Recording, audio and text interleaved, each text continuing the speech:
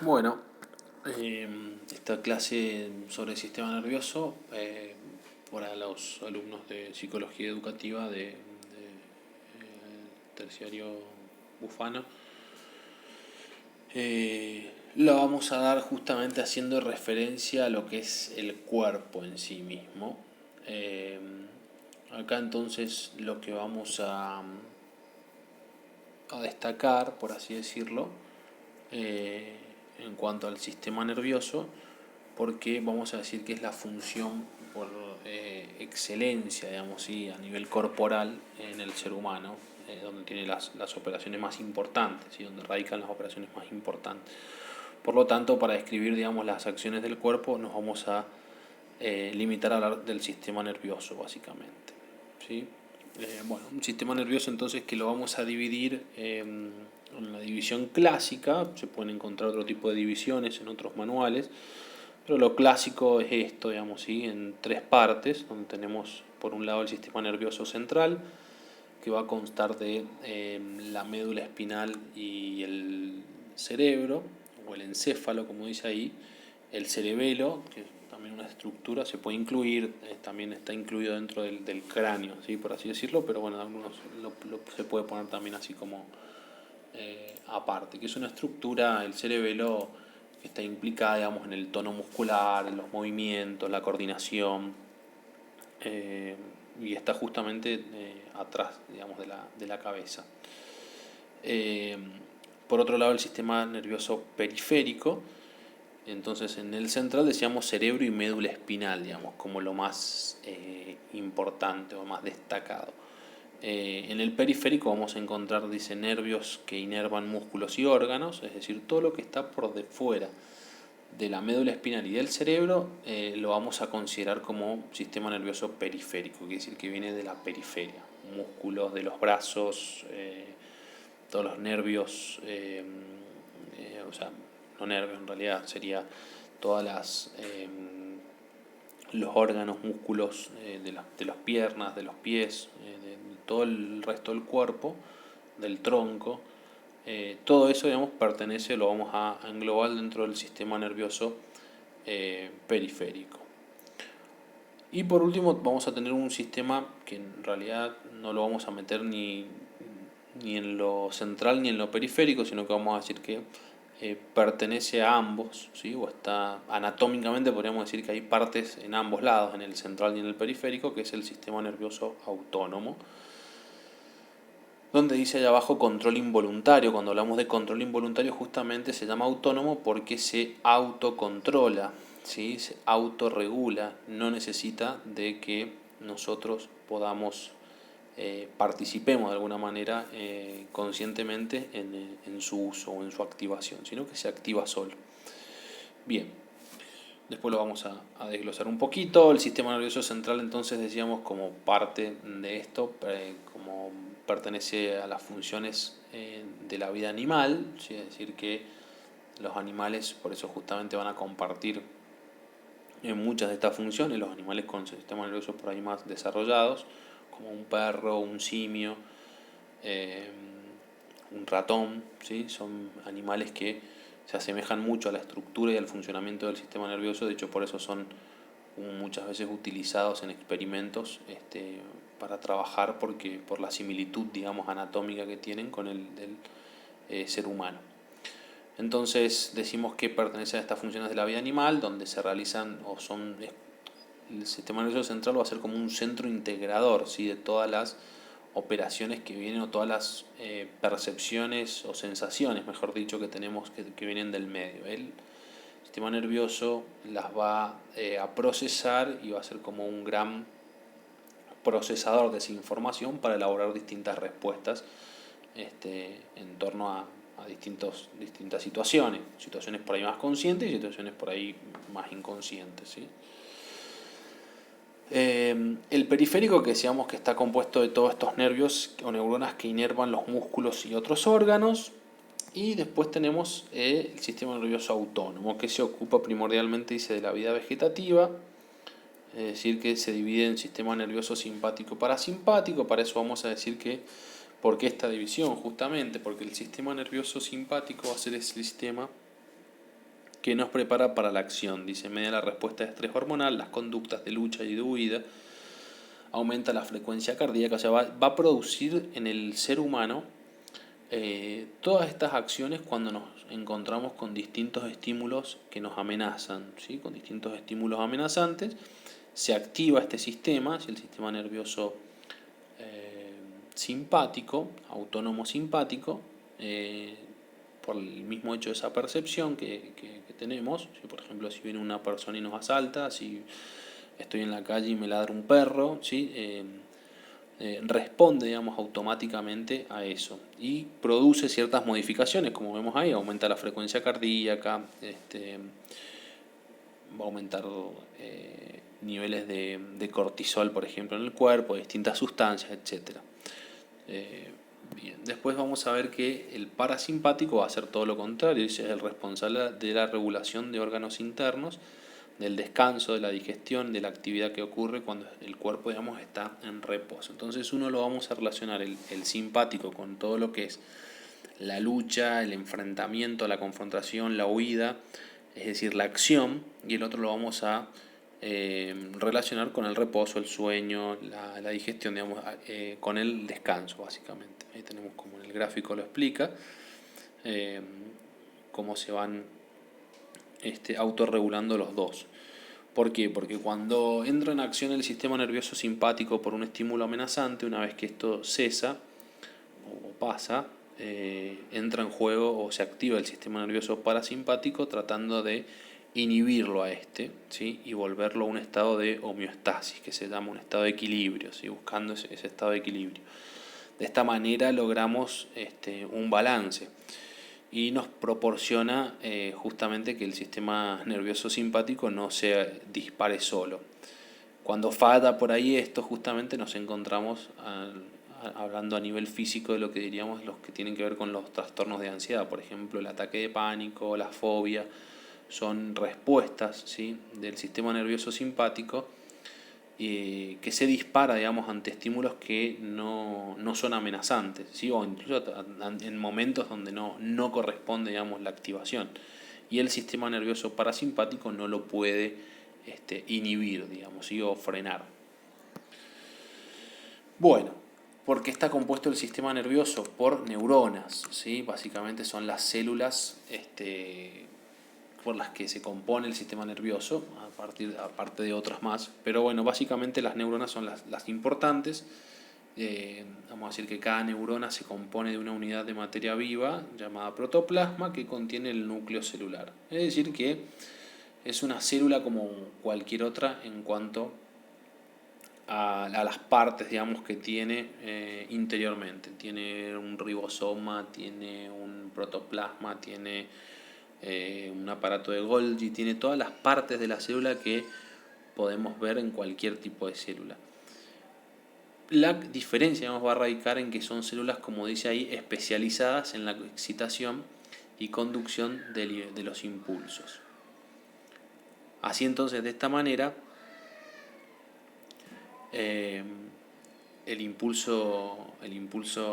la neurona va a tener, digamos, ciertas modificaciones morfológicas que le permiten realizar esta tarea, ¿sí? Esta tarea de conducir los impulsos nerviosos. Y ahí lo vemos justamente en el dibujo, la especificamos, tiene, digamos, distintas partes, ¿sí? Tenemos por un lado esas ramificaciones que tiene ahí adelante, que son las dendritas, ¿sí? El cuerpo celular es eso que lo recubre, el núcleo. El axón, que es esa tira de chorizo por ahí que sale para atrás, sale como una cola. Esos chorizos, digamos, son vainas, son como vainas que tiene el axón, que recubren al axón, que son de mielina, ¿sí? La mielina es una sustancia grasa que ayuda al axón, digamos, de la neurona a poder conducir el impulso eléctrico. Ahí vemos los nodos, que son los nodos de Reinberg, que es justamente donde se da el espacio, digamos, de cada una de las vainas, ¿sí? Y por último tenemos la terminal del axón, donde termina el axón. Se llama terminal axónica, cono axónico también. Bueno, tiene distintos nombres. Dentro de los tejidos nerviosos sí encontramos también otro tipo de células que en su conjunto se denominan células gliales, ¿sí? O células de la glía, que son células que sirven de alguna manera como sostén del sistema nervioso, ayuda al sostén del sistema nervioso. Así vamos a ver que encontramos tres tipos, las vamos a ver ahí morfológicamente, básicamente. La primera, que son los astrocitos, que son células que se llaman justamente astrocitos por el modo estrellado, o sea, como la similitud que tiene con los astros, digamos, ¿sí? Por eso es el nombre, de ahí deriva el nombre astrocitos, ¿sí? Estos astrocitos van a tener distintas funciones, ¿sí? Van a limpiar desechos de las neuronas, los mantienen o sostienen a las neuronas en su lugar, digamos, ¿sí? Como una especie de suerte de, como si fueran como andamios, ¿sí? Que las van teniendo para que no se sostengan, digamos, en su lugar. Bueno, participan en procesos de regeneración, van a transportar también ciertos nutrientes, van a prevenir el ingreso de ciertas sustancias que son nocivas, etc. Los oligodendrocitos, ¿sí? Que son otro tipo de células nerviosas, que son los que vemos al lado, tienen otra forma como más de un como redondelitos y se ubican básicamente en los axones. Son los que van a producir la mielina, que es esta sustancia grasa que como que recubría el axón, ¿sí? Esta sustancia que va a ser como el plástico que recubre un cable, digamos, de electricidad. Esta mielina aumenta la conducción y la velocidad del impulso nervioso, ¿sí? No vamos a entrar mucho en eso. Y la microglía, digamos, que es ese pequeño, como parece como un bichito que ven ahí, es una célula que anda o ronda, digamos, entre el sistema nervioso para lo ayuda, digamos, en qué sentido, digamos, en que tiene una capacidad de eliminar residuos o que hay en la neurona, o incluso las neuronas que se van muriendo. La microglia lo que va haciendo es comérselas, digamos, tiene una capacidad de fagocitarlas, es decir, comérselas a través de un tipo de endocitosis, digamos. Endocitosis quiere decir que se hace como un hueco y de esa manera se envuelve, digamos, a un agente tóxico o un desecho o una neurona muerta, la envuelve y la va desintegrando, ¿sí? Como si se la comiera. Las clases que vamos a ver, digamos, de neuronas, vamos a tener tres tipos, que son las sensoriales, las motoras y las de asociación, como vemos ahí, o también llamadas las de asociación interneuronas. Las sensoriales, que van a estar justamente como lo indica su nombre, presentes en todos los sentidos, ¿sí? En los sentidos tenemos células sensoriales, que son las encargadas, digamos, de recibir estímulos del medio, de llevarlas, ¿sí? Para ser procesadas en el sistema nervioso central, sea en la médula o sea en la médula o en el cerebro, en el encéfalo, y de esa manera elaborar una respuesta, que las que van a elaborar la respuesta van a ser las motoras, y lo que se interconecte, digamos, en el medio van a ser las neuronas de asociación, es decir, las neuronas de asociación que van a ser como conectoras entre la motora y la sensorial, digamos, ¿sí? Como un intermediario, digamos, entre estas dos, ¿sí? No siempre están, pero en general hay siempre interneuronas. Bien. El impulso nervioso y la sinapsis, acá en los impulsos nerviosos vamos a decir que se generan por un mecanismo complejo, digamos, en el que participan, dicen, dos iones que son átomos o partículas cargadas eléctricamente que se encuentran en concentraciones dentro y fuera de la neurona. Fuera y dentro de la neurona vamos a ver que hay distintos de estos iones, ¿sí? Que son estas partículas. Normalmente podemos encontrar sodio, potasio, cloro, bueno, son distintos. Estos iones lo que van a hacer justamente lo que van a hacer es se van a encontrar en concentraciones dentro y fuera y van a a volver a la neurona, ¿sí? Que la neurona conduce, digamos, electricidad, va a aumentar la capacidad de conducirla, digamos, si entran iones positivos dentro de la neurona, va a hacer que esa positividad, digamos, de la neurona, eso no quiere decir que esté de buen humor, sino que está más positiva, quiere decir que tiene más carga eléctrica positiva, va a hacer que esa carga se propague, ¿sí? por dentro de la neurona y pase, digamos, hacia otra neurona, ¿sí? Lo que se conoce como potencial de acción. De esta manera podemos decir, bueno, cómo pasa, digamos, el impulso de una neurona a otra, ¿sí? Y aquí vamos a decir que entra en juego la sinapsis, ¿sí? La sinapsis, que es lo que permite la comunicación entre las neuronas, y esta puede ser, vamos a definir dos tipos acá, ¿sí? La eléctrica y la química. Como podemos ver en el dibujo, la eléctrica es la que una neurona, si ahí tenemos esto que ven acá, es el axón de la terminal axónica de una neurona, y lo otro es una neurona, puede ser, podríamos decir, la dendrita de otra neurona, donde está conectándose esa terminal axónica. ¿Qué hace, digamos, cómo se da, digamos, este tipo de sinapsis? Es justamente una unión que se llama unión de hendiduras, digamos, ¿sí? Porque en la membrana, digamos, de la terminal axónica y en la membrana de la dendrita de la otra neurona tienen un canal, digamos, ¿sí? Un canal iónico, ¿sí? Que hace que justamente pasen estos iones de un lado al otro. Y se une el canal de una con el canal de la otra formando como un puente, ¿sí? En este caso, digamos, el axón de la neurona está en contacto con la dendrita de la otra, es decir, que hay un contacto. A diferencia, digamos, de la sinapsis química, acá vamos a ver que no hay, digamos, justamente un contacto, sino que hay un espacio, digamos, podemos ver como un espacio ahí. Y vemos que hay estos circulitos, ¿sí? Que tienen como esas pelotitas rojas. Acá vamos a decir que entran en juego justamente los neurotransmisores, ¿sí? Los neurotransmisores que lo que hacen de alguna manera es llevar como un mensaje, digamos, ¿sí? A la neurona. El neurotransmisor es una molécula química, entonces por eso se llama sinapsis química, porque el principal mensajero es un agente químico. Están almacenados en esas vesículas, en esos circulitos celestes. Esos circulitos celestes se fusionan con esa membrana, lo vemos como si fueran un proceso, y los liberan, digamos, en ese espacio sináptico. Los cositos verdes, esos que ven ahí, es como lo que se llama un receptor, digamos, ¿sí?